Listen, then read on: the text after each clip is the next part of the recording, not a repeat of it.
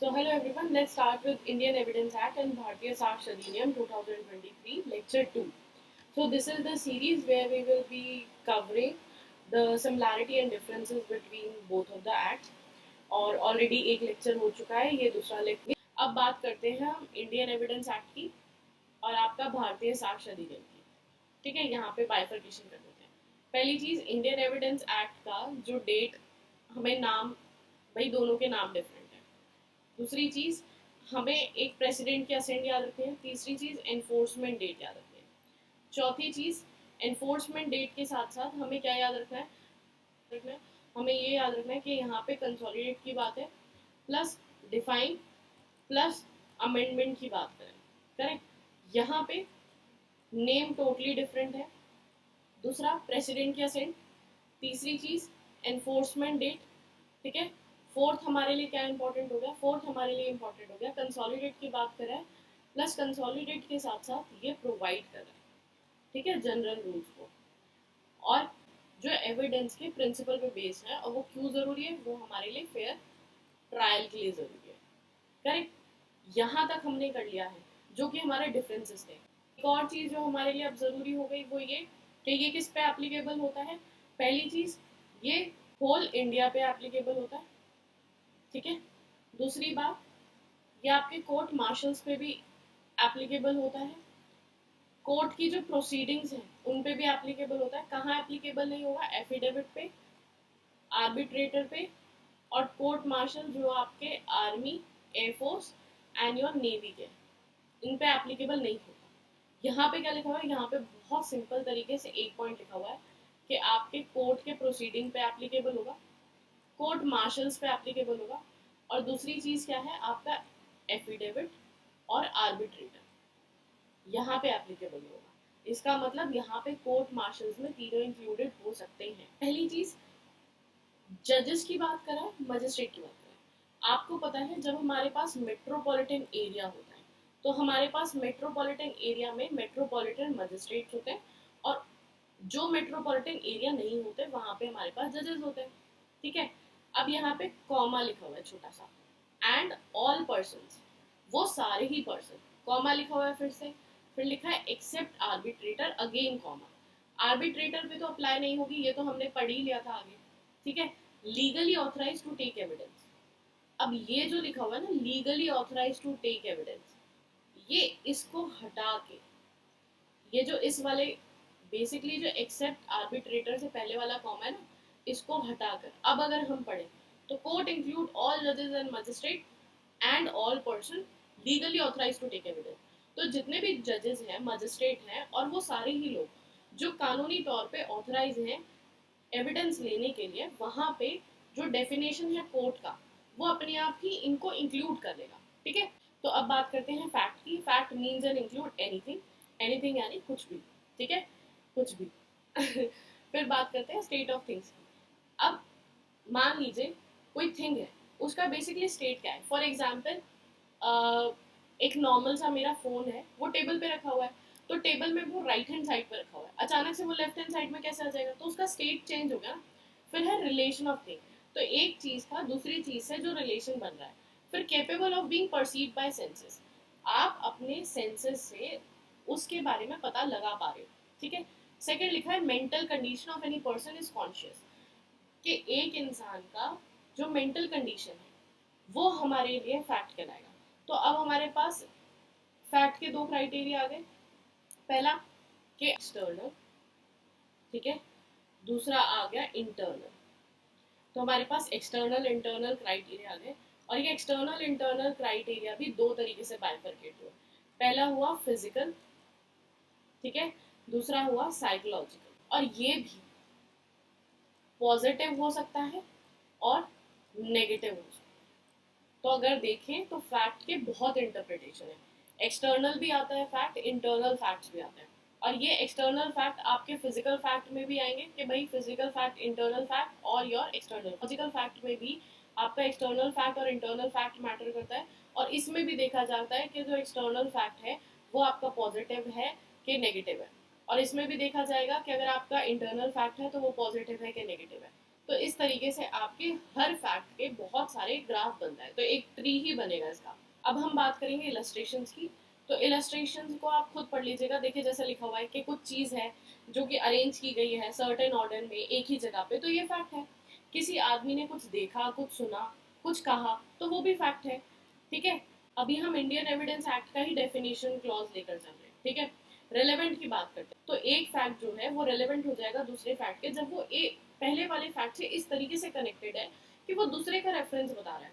और अगर वो रेफरेंस बता रहा है तो यही रेलेवेंसी है फैक्ट्स की। ठीक है, अब आते हैं हम फैक्ट एंड इशू। तो बेसिकली फैक्ट एंड इशू क्या है? तो देखिए, अगर कोई एक फैक्ट है जो या तो खुद, ठीक है, या फिर कनेक्शन में किसी दूसरे फैक्ट के क्या बताता है कि या तो किसी चीज़ का एग्जिस्टेंस बताता है, या नॉन एग्जिस्टेंस बताता है, या फिर एक्सटेंट बताता है, या फिर राइट बताता है, या फिर नेचर बताता है, या फिर लाइबिलिटी बताता है, या फिर डिसेबिलिटी बताता है, या फिर असर्ट करता है, या फिर आपका डिनायल में आता है। ठीक है, किसी भी ये सारी बातें किसी भी सूट में या फिर प्रोसीडिंग में है, तो वो आपका फैक्ट एंड इशू है। Party one, let's say party one x है, पार्टी टू वाई है, इनके बीच में दो दो फैक्ट्स हैं। ठीक है, इनके अपने फैक्ट्स हैं, इनके अपने फैक्ट्स हैं।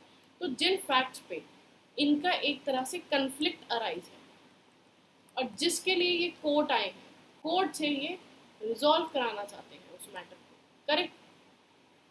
तो ये आपका फैक्ट एंड इशू है। डॉक्यूमेंट पे, तो बेसिकली डॉक्यूमेंट का मतलब क्या है? कोई भी मैटर जो कि एक्सप्रेस किया हो, डिस्क्राइब किया हो किसी भी सब्सटेंस पे। देखो लिखा हुआ है अपॉन एनी सब्सटेंस। सब्सटेंस पे या तो लेटर के थ्रू, फिगर के थ्रू, मार्क्स के थ्रू, ठीक है, या फिर एक तरीके से या फिर एक से ज़्यादा तरीके से। ठीक है, और इंटेंडेड यानी कि इंटेंशनली यूज़ किया हो, या फिर ऐसा हो सकता है कि उसे यूज़ करने वाले हो या यूज़ कर चुके हो for the purpose of recording that matter. ठीक है, तो अब बेसिकली क्या है कि मान लीजिए अगर कोई सब्सटेंस है, ठीक है, इसमें कोई भी बात लिखी है, लेट्स से लिखा हुआ है साक्षी इज अ गर्ल, बात किसी सब्सटेंस पे लिखी हुई है, तो बेसिकली ये सब्सटेंस है क्या?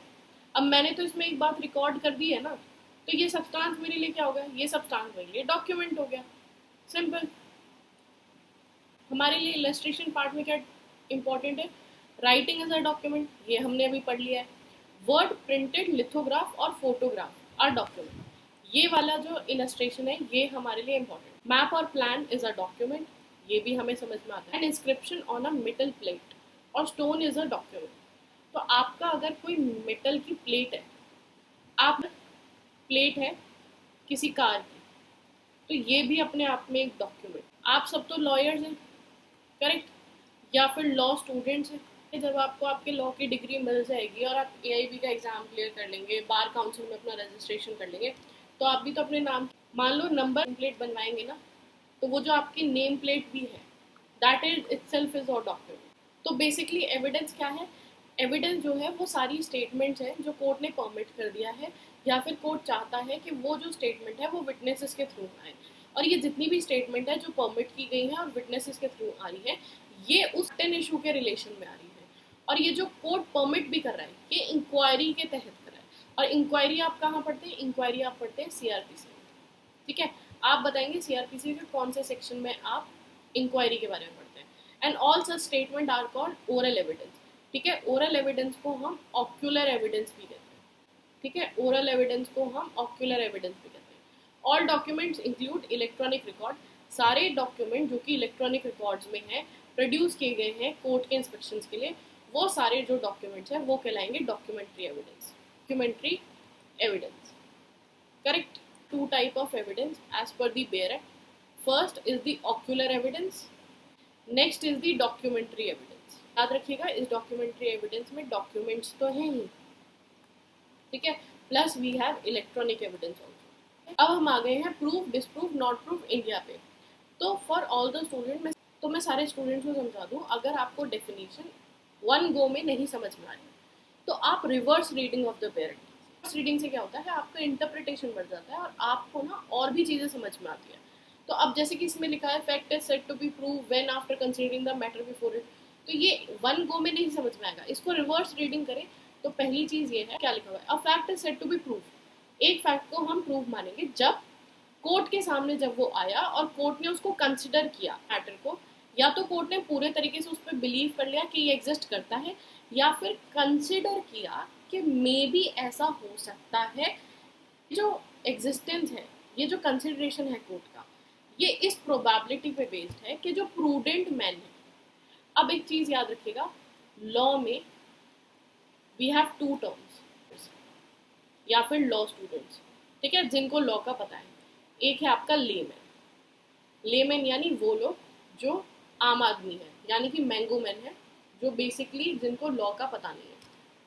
कोर्ट क्या कर रहा है, कोर्ट एक प्रूडेंट मैन यानी कि एक लेमैन की तरह देख रहा है कि अगर एक आम आदमी भी, एक कॉमन मैन भी अगर उस फैक्ट को देखेगा तो वो भी यही मानेगा कि हाँ ये एग्जिस्ट करता है।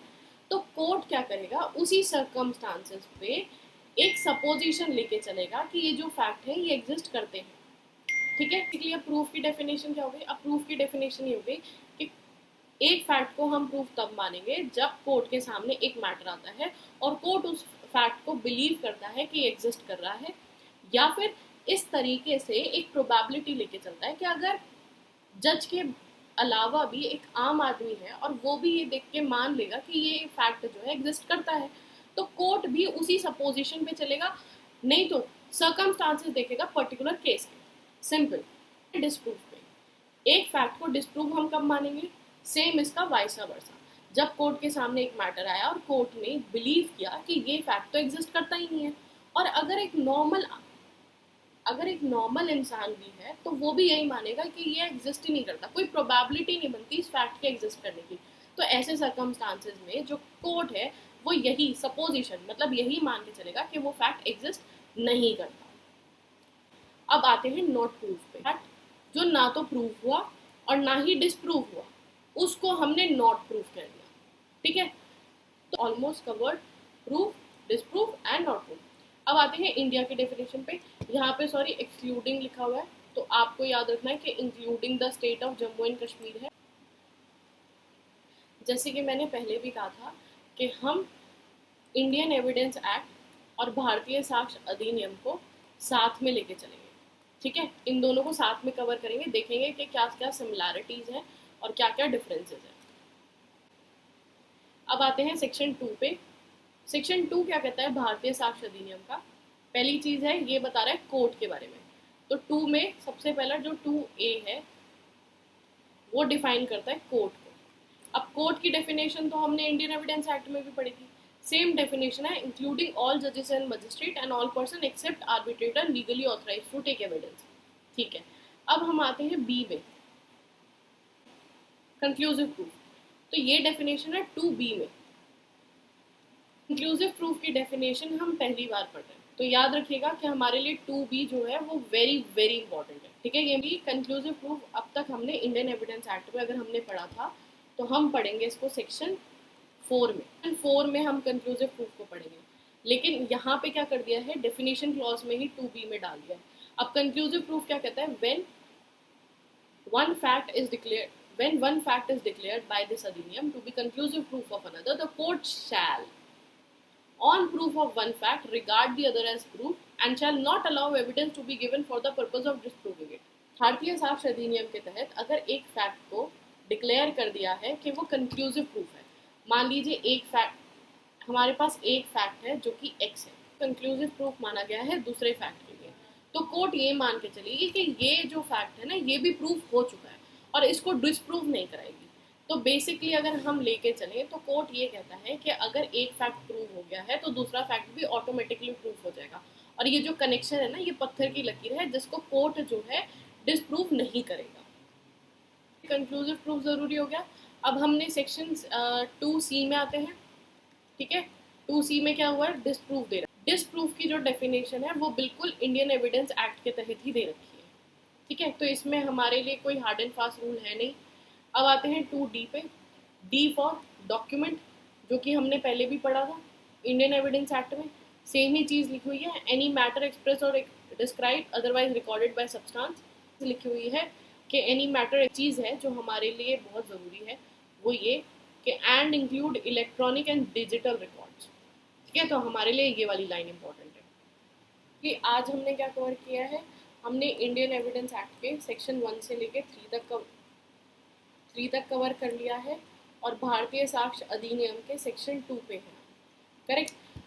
आई होप दैट ये छोटी सी मेहनत अच्छी लगी हो।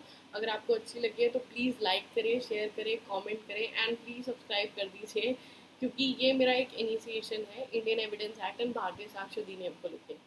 And if you want to connect on Instagram, literally_legal by Sakshi Kaushal. Thank you so much.